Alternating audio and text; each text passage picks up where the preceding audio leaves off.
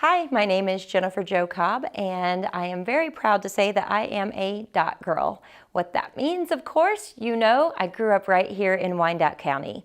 I graduated from Schlegel High School. I went to Kansas City, Kansas Community College on a 2-year cheerleading scholarship, and I used all of my college education and studies and skills to become a NASCAR race car driver. You might wonder, how did you learn in school and college how to be a NASCAR race car driver? Well, let me take you on the journey. I grew up the daughter of a local race car driver. My dad raced on dirt tracks all across the Midwest, and when I was about 8 years old, I had a dream that I think God planted in my heart that I wanted to be a race car driver. I wanted to be just like my dad and race dirt tracks and race locally, but God had a bigger plan for me. Now I race all over the world in the top levels of NASCAR. I had my first opportunity to race in Europe this year in Valencia, Spain, in the NASCAR Whelen Euro Series, and you can find me on TV for every single one of the NASCAR Camping World Truck Series.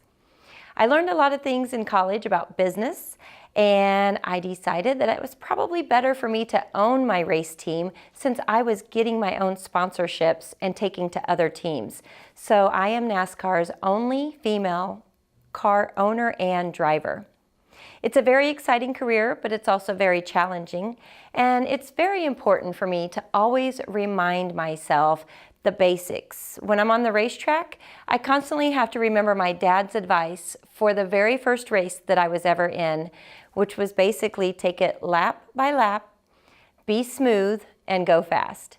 And I remind myself that even today. Last week at Talladega Superspeedway, I led 3 laps. I raced from 22nd position to the front of the field and was really racing with the big boys.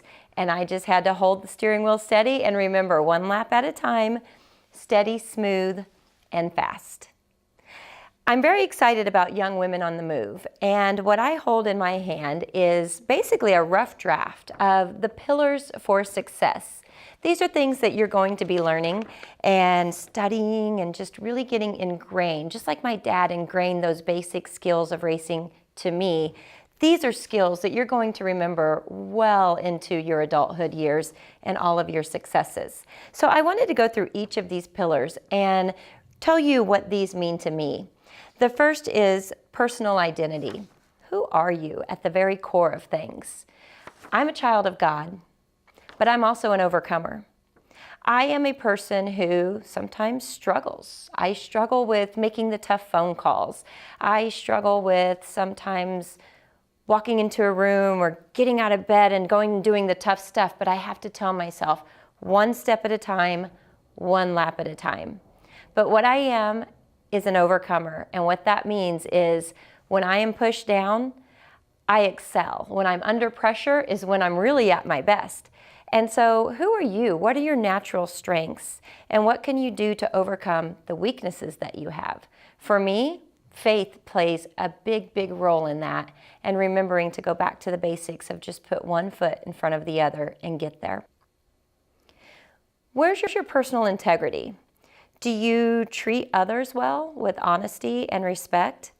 See, in racing, I don't have the multi-million dollars that the other teams have, but what I do have is an ethics to work very hard and to make sure others know that I'm at the racetrack, not to walk around in my high heels and makeup and be cute, because I really like those things, but to work hard.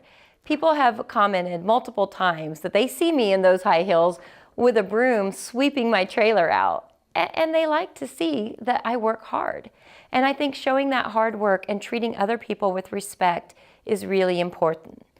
I have been wronged a lot of times in my career. Don't get me wrong, I wouldn't be where I am if I hadn't met a lot of wonderful people and had good stuff happen to me. But the biggest lessons came in the times I was wronged and how I handled it.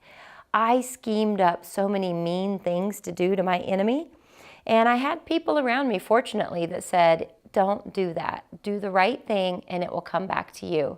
And sometimes it takes time, but it has proven to be a really true statement over and over again. Treat people right and with respect, and the good things will come your way. Where's your personal growth? What is your growth plan? Right now, you live in a time where women are being empowered all over the world in a way that's bigger and better than ever. I don't think that means that we need to flaunt that we're better. I just think it means that we need to be the best person that we can be.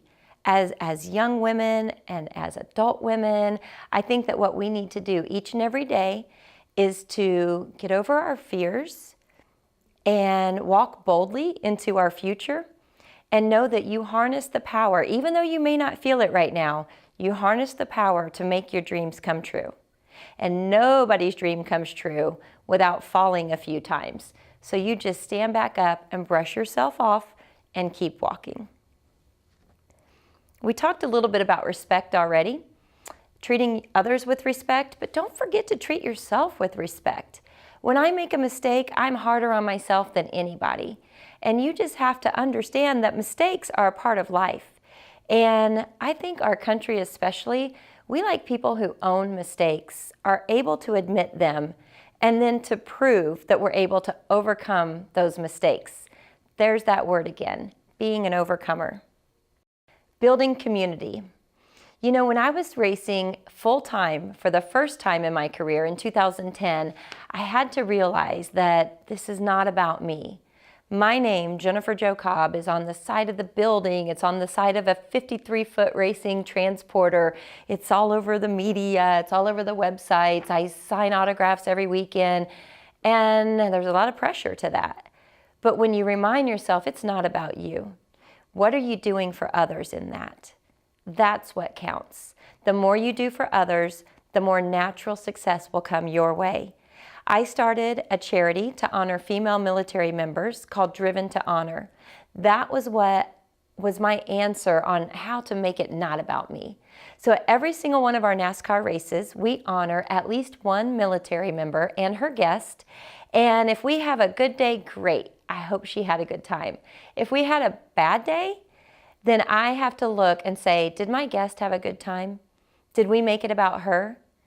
Just because we had a bad day doesn't mean the day was a waste. And so I'm really proud of Driven to Honor and to be able to bring recognition to those women who serve our country in a male-dominated environment, and they make it through all the tough stuff day after day, and they keep putting one foot in front of the other. Pursuit of excellence. Of course we all want this. It's easy to get comfortable. It's easy even for me to say, I did it. I made my dreams come true, above and beyond my wildest dreams. I'm a full-time NASCAR race car driver. God has blessed me with sponsors and the right people in my life to make this happen. At 45 years old, I have new opportunities coming my way to speak all over the world, to race all over the world, and to keep growing in my career. But what am I doing to continue to pursue excellence? I still have a small team. We're still underfunded. We still don't have the budget that the guys I race against have. What am I doing? You constantly have to keep resetting your goals and striving for just a little bit more. It doesn't mean not to stop and be grateful for what you have, but don't forget, no matter how successful you get, keep pursuing that excellence. But most importantly, keep your humility and never forget where you came from, which is where? That's right, Wyandotte County.